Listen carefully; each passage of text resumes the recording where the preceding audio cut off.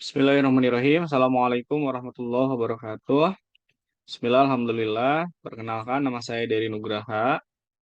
Hari ini tanggal 10 November 2022 bertepatan dengan Hari Pahlawan.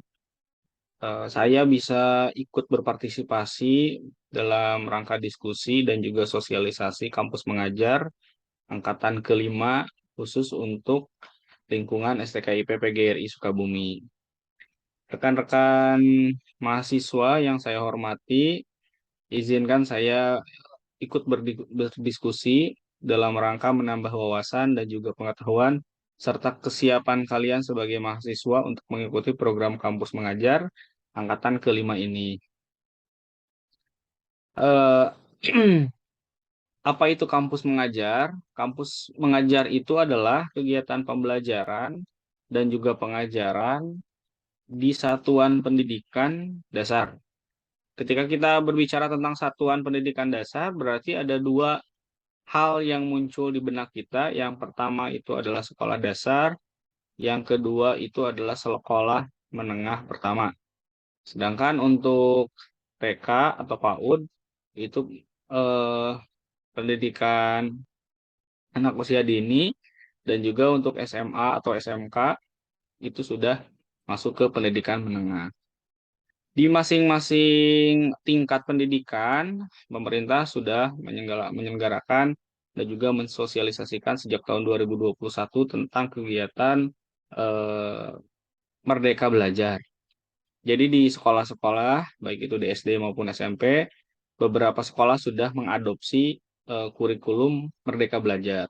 Seperti yang kita ketahui bahwa di Indonesia di tahun ini kita masih menggunakan tiga kurikulum yang diakui oleh pemerintah. Yang pertama adalah kurikulum 2013, revisi 2018. Yang kedua adalah kurikulum darurat pandemi mulai tahun 2020 sampai dipergunakan 2021. Dan yang ketiga adalah kurikulum Merdeka Belajar.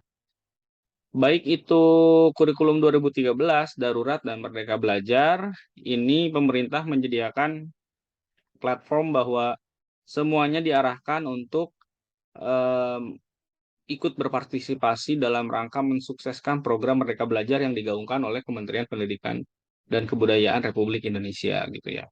Bagi kita itu menjadi sebuah ajang, menjadi sebuah lahan untuk menambah wawasan, menambah pengalaman, menambah relasi, menambah silaturahim untuk kita bisa ikut berpartisipasi dalam rangka mencerdaskan kehidupan bangsa gitu ya. Oke, jadi program kampus mengajar ini digaungkan oleh Pak Menteri itu untuk memberikan kesempatan kepada mahasiswa untuk belajar dan mengembangkan diri di luar kelas. Jadi MBKM ini tidak dilaksanakan di kampus, tapi nanti slotnya, targetnya adalah di sekolah dasar atau sekolah menengah pertama. Kemudian kampus mengajar juga menumbuhkan kreativitas dan inovasi dalam pembelajaran. Jadi nanti kalian akan berkolaborasi dengan guru-guru yang ada di sekolah untuk tujuannya adalah ini. Tujuannya adalah penguatan literasi dan numerasi. Ya.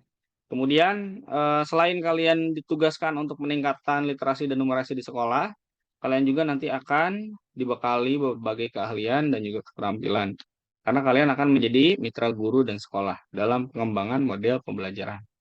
Jadi kalian nanti di sekolah, baik itu di SD maupun SMP, itu kalian akan berkutat terhadap inovasi dan riset terkait dengan model pembelajaran-pembelajaran untuk tujuannya untuk meningkatkan literasi dan numerasi. Kenapa pemerintah eh, fokus untuk meningkatkan literasi dan numerasi? Seperti yang kita ketahui bersama bahwa di tingkat SD, SMP, dan SMA itu ada pengganti ujian nasional. Ujian nasional itu diganti menjadi asesmen kecukupan minimum. Ini berlaku untuk SD, SMP, SMA. Di bagian asesmen kecukupan minimum ada kriteria ini. Ada tentang numerasi, ada juga tentang literasi.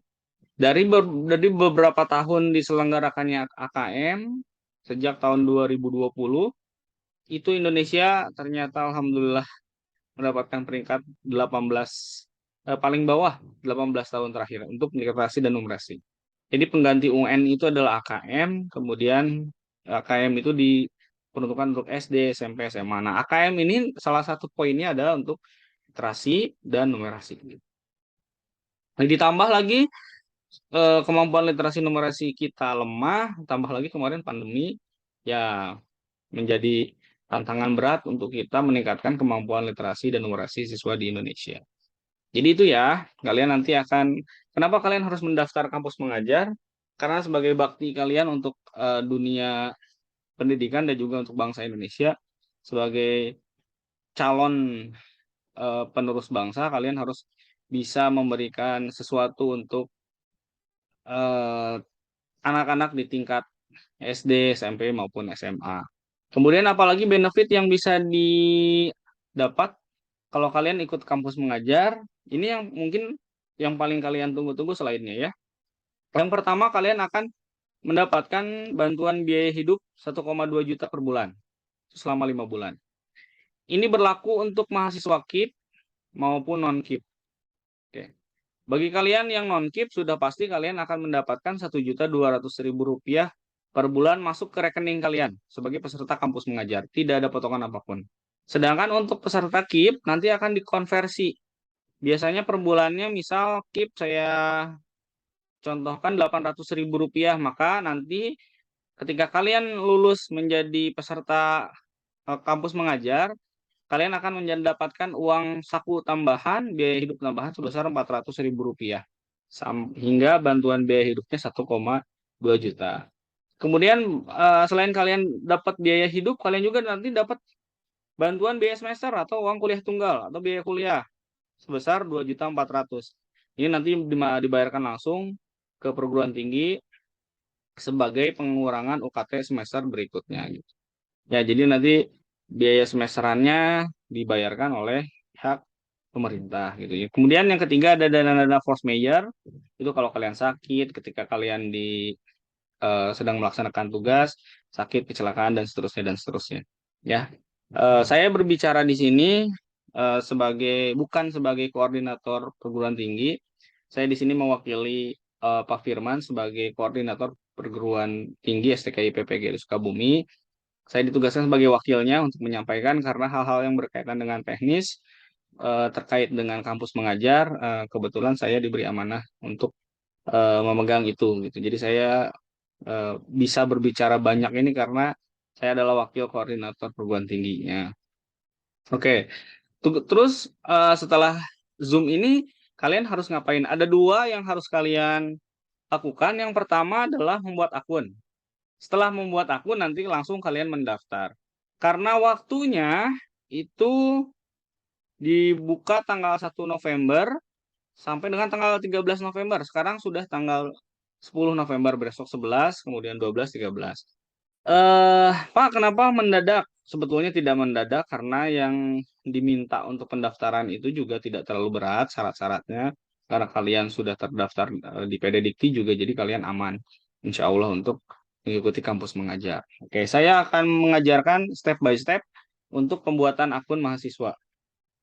Yang pertama adalah mengunjungi alamat ini, kampusmerdeka.kemendikbud.go, kemudian nanti ada masuk akun, kemudian klik masuk. Nanti ini tampilannya akan seperti ini ya. Ini saya print screen dari laptop saya. Oke, kemudian yang kedua, seperti biasa kalian karena belum punya akun, klik daftar. Kemudian nanti ketika daftar, kalian posisinya sebagai apa? Sebagai mahasiswa, dosen, atau koordinator perguruan tinggi dan seterusnya. Kalian pilih sebagai mahasiswa. Setelah pilih sebagai mahasiswa, alamat emailnya masukkan yang betul, kemudian nanti tinggal klik selanjutnya.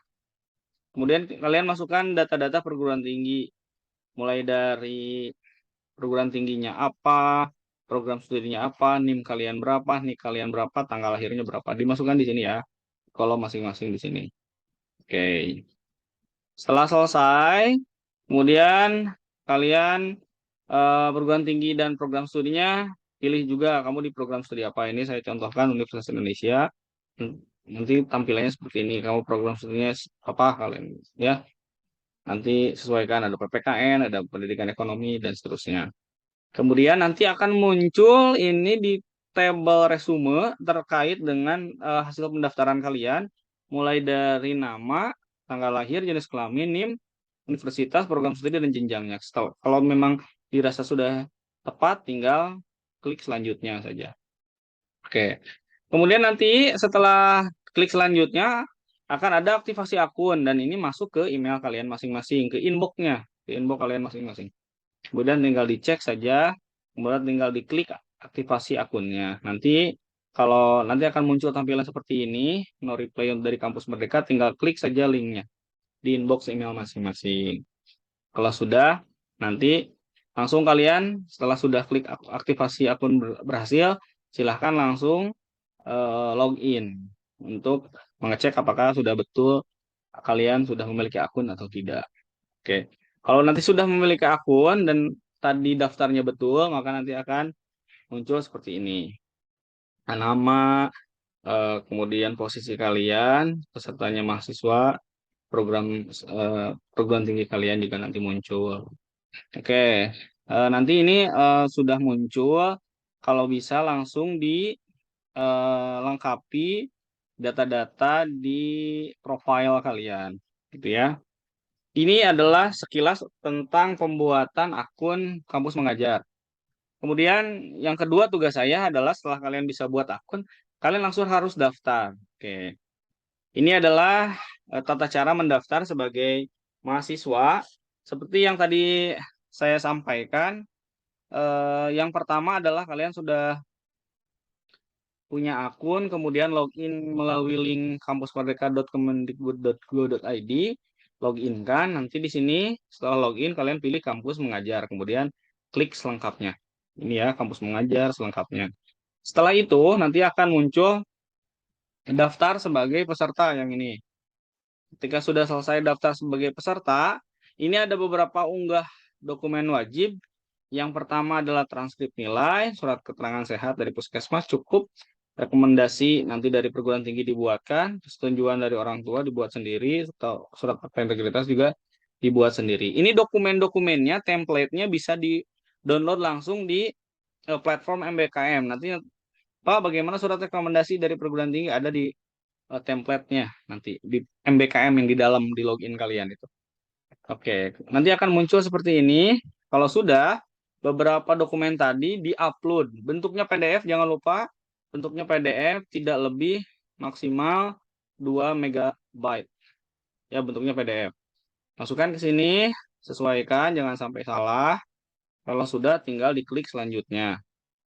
Oke, setelah klik selanjutnya, nanti ada beberapa bukti unggah dokumen pendukung. Ini bisa di upload. Kalau punya silahkan upload. Kalau tidak punya tidak apa-apa, langsung klik selanjutnya saja. Di sini ya. Langsung klik selanjutnya. Oke. Kemudian pendaftaran kampus mengajar nanti akan muncul seperti ini. Ada kontak pribadi, nama lengkap kalian, jenis kelamin, dan seterusnya, dan seterusnya. Ini berkenaan dengan isian yang kalian isi gitu ya. Setelah diisi lengkap, nah di sini nanti kalian isi data akademik kalian, sesuaikan mulai dari perguruan tinggi kalian, semesternya berapa, jurusannya apa, rumpun ilmu kalian apa, IPK kalian apa. Ini adalah IPK yang dari transkrip terakhir. Kalau semester 3 sekarang berarti semester 2. Lihat IPK di semester 2. Kalau sekarang semester 5, lihat semester 4. Oke, kemudian tinggal klik selanjutnya. Dan setelah itu nanti akan muncul seperti ini kontak darurat. Kalau bisa kontak darurat hubungannya jangan ayah, kalau bisa adalah ibu. Ya, ibu yang punya nomor handphone, nomor WhatsApp nanti dihubungi. Kalau ada hal-hal yang tidak diinginkan terjadi, jadi nanti pihak koordinator PT dan dosen pembimbing lapangan bisa menghubungi kontak darurat ini. Kemudian klik selesai.